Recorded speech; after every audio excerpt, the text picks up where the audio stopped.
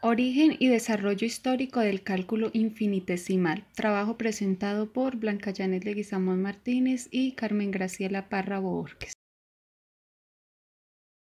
Este recuento histórico va del siglo XVII al siglo XIX. Tradicionalmente se dice que Newton y Leibniz inventaron el cálculo infinitesimal, cada uno de forma independiente. El primero empezó con la diferenciación y el segundo con la integración. El cálculo infinitesimal se divide en dos áreas, cálculo diferencial y cálculo integral. En el siglo XVII se tenían algunas situaciones o problemas matemáticos cuyos resultados y métodos provenían de la matemática griega. Varios de estos problemas se planteaban sobre curvas.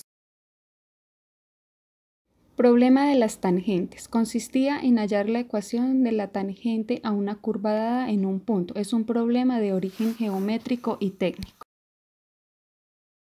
Fue trabajado por Arquímedes, quien determinó la tangente a la espiral por medio de consideraciones cinemáticas, lo que le permitió cuadrar el círculo a partir de la espiral, siendo la tangente a la espiral en un punto la cuarta parte de la longitud del círculo. Apolonio, en sus libros dedicados a las cónicas, desarrolló métodos geométricos para la construcción de rectas tangentes a parábolas, elipses e hipérbolas.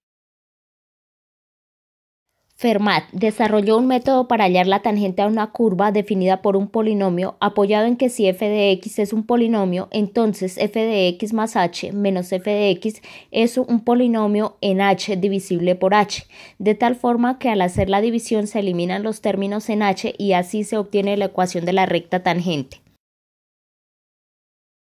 Descartes utilizó un procedimiento para hallar la tangente trazando una circunferencia con centro en el corte de la normal a la curva y el eje de las abscisas, pasando por el punto dado y que no corte en ningún otro punto a la curva.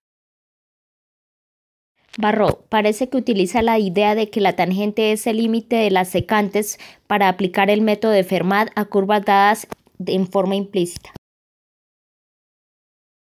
Problema de máximos y mínimos. Estos problemas están relacionados con encontrar el alcance máximo y la altura máxima de un proyectil dependiendo del ángulo de inclinación del tubo del cañón.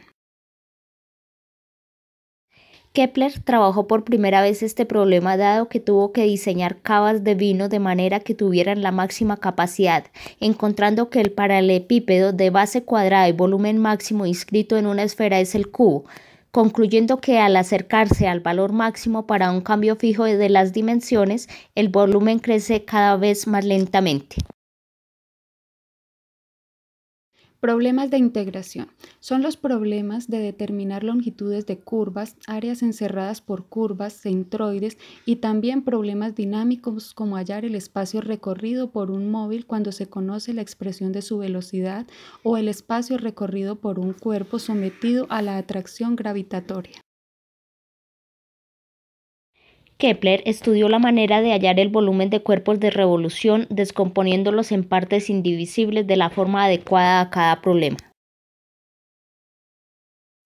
Galileo justificó que el espacio recorrido por un móvil era igual al área comprendida entre la curva de la velocidad y el eje del tiempo, unificando la longitud de una curva y el área bajo otra.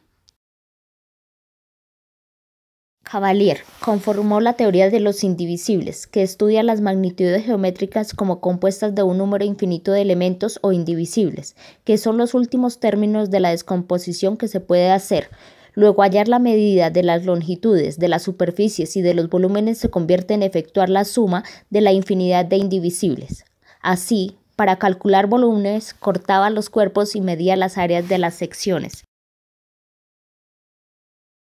El llamado teorema de Cavalieri fue enunciado de la siguiente forma. Si dos cuerpos sólidos tienen la misma altura y al hacer secciones paralelas a la base, las áreas de las secciones están siempre en una proporción fija. Entonces, en esa misma proporción están los volúmenes.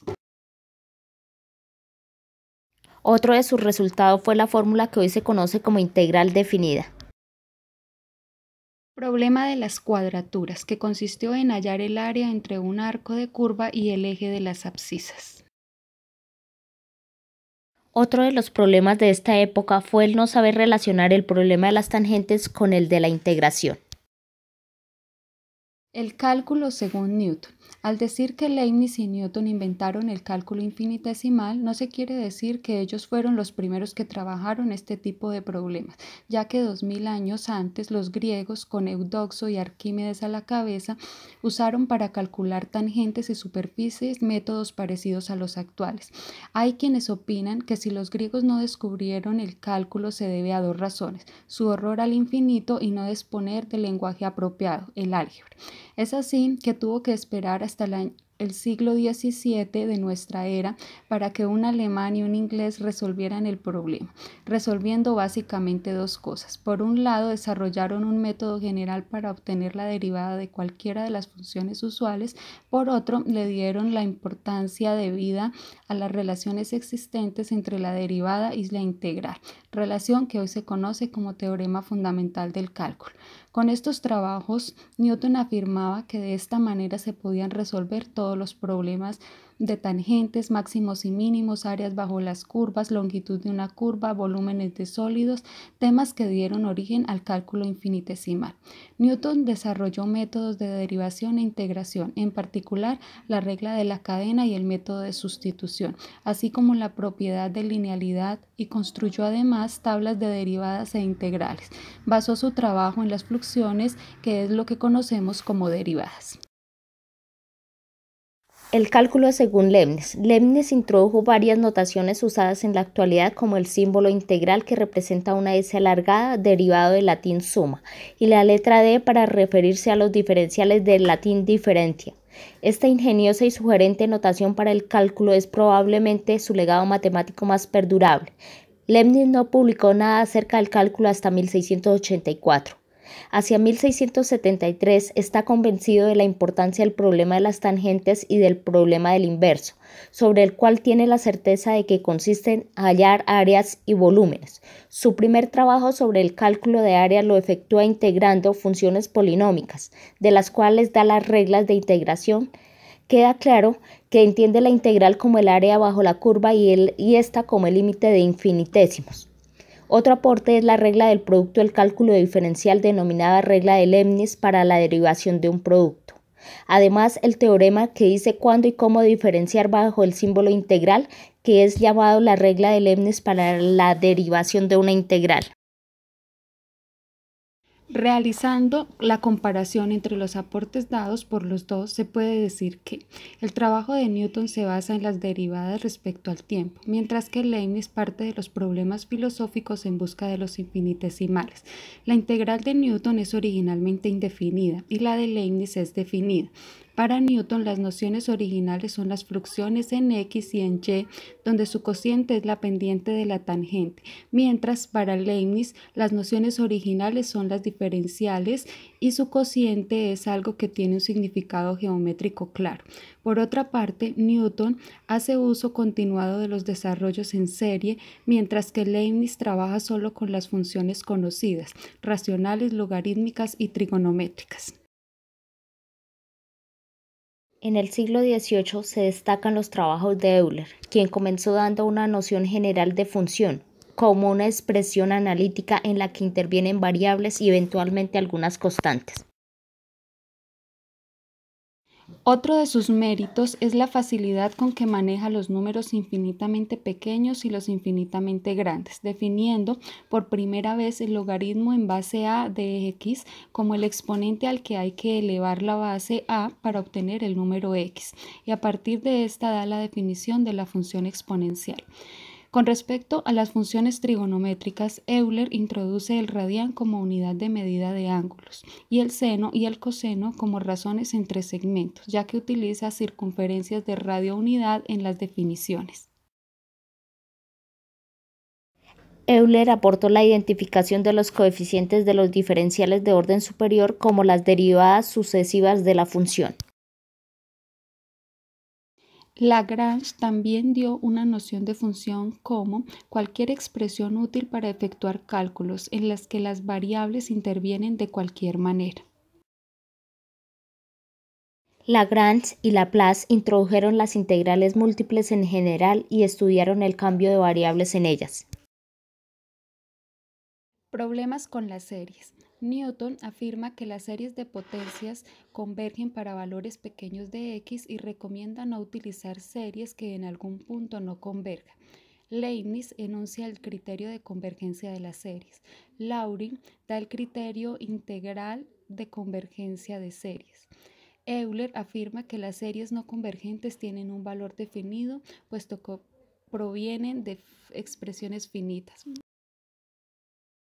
Los matemáticos de finales del siglo XVIII eran conscientes de la falta de rigor en las demostraciones, ya que se basaban en comprobaciones experimentales a priori de resultados obtenidos y de la vaguedad con que se explicaban los conceptos. Tenían claro en que debían ponerse orden. Siglo XIX. El siglo XIX se caracteriza porque se consiguen tales fines, pero también se critica a la geometría como modelo de rigor. Su lugar lo pasa a ocupar la aritmética, produciéndose aritmetización de las matemáticas. También hay una explosión en todas las ramas de las matemáticas, dejando de ser una idealización de la naturaleza y pasando a ser consideradas como creación del ser humano. Los temas trabajados en este siglo fueron funciones y continuidad. En este siglo se entendía por función continuada toda expresión analítica en la que intervienen variables, constantes y funciones elementales, y la continuidad significaba tener la misma expresión formal en todo el dominio. Cauchy enunciaba que una variable es una magnitud que va tomando sucesivamente muchos valores diferentes.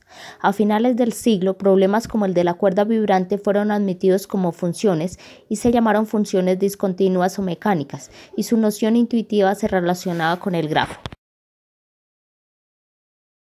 Dirichlet da una definición de variable. La variable y es función de la variable x cuando a cada valor de x en un intervalo le corresponde un valor de y. A partir de esta definición, Bolzano da una noción de continuidad admitiendo la existencia de números infinitamente grandes e infinitamente pequeños. Pero es Cauchy quien da la definición que hoy conocemos. f(x) es continuo en un punto x si un incremento infinitesimal de la variable produce un incremento infinitesimal de la función. Otro tema trabajado fue el de la derivación. Bolzano fue el primero en definirla. f' de x es igual al límite cuando h tiende a 0 de f de x más h menos f de x sobre h, aclarando que f' de x no es un cociente entre ceros ni la razón entre dos cantidades evanescentes, sino un número hacia el que se va aproximando este cociente. Cauchy tomó la definición anterior y la desarrolló completamente. Distinguió claramente entre de y y variación de y, siendo el último la variación de los valores de la función. En esta aclaración obtuvo el teorema del valor medio y el teorema de Cauchy. Además obtuvo la regla de L'Hopital y las condiciones del valor relativo. Un tercer tema fue la integración. Cauchy es el primero en elaborar una teoría sobre integral y lo hace para funciones continuas a partir del límite de sumas para una partición en un intervalo cerrado a(b).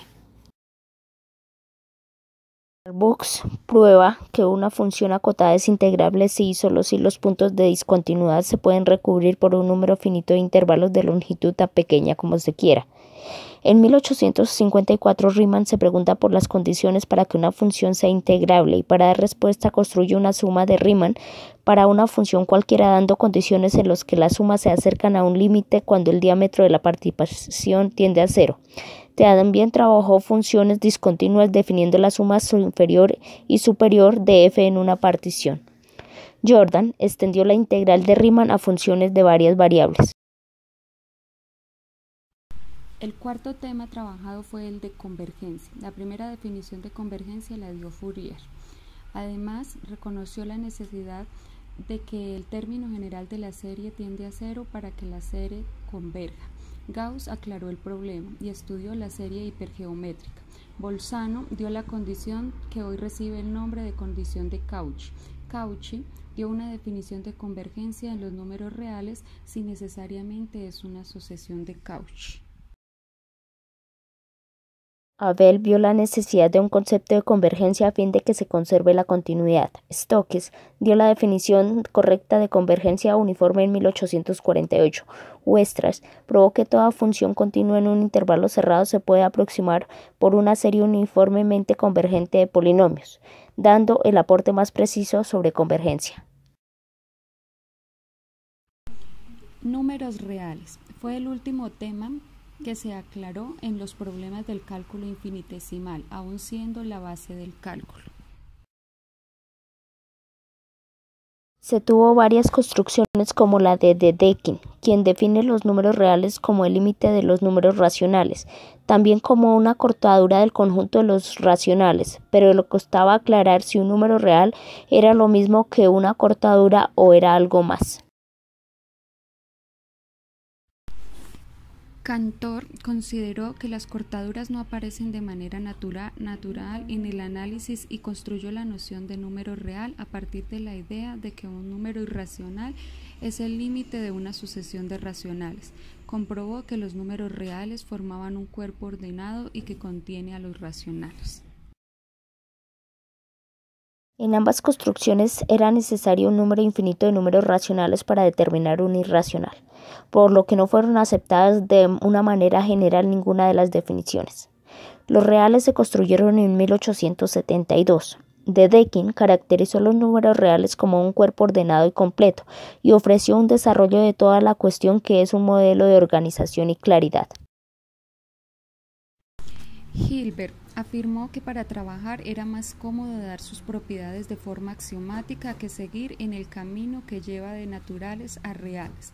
Dio un sistema de axiomas: axioma de conexión, axioma de cálculo, axioma de orden y axioma de continuidad.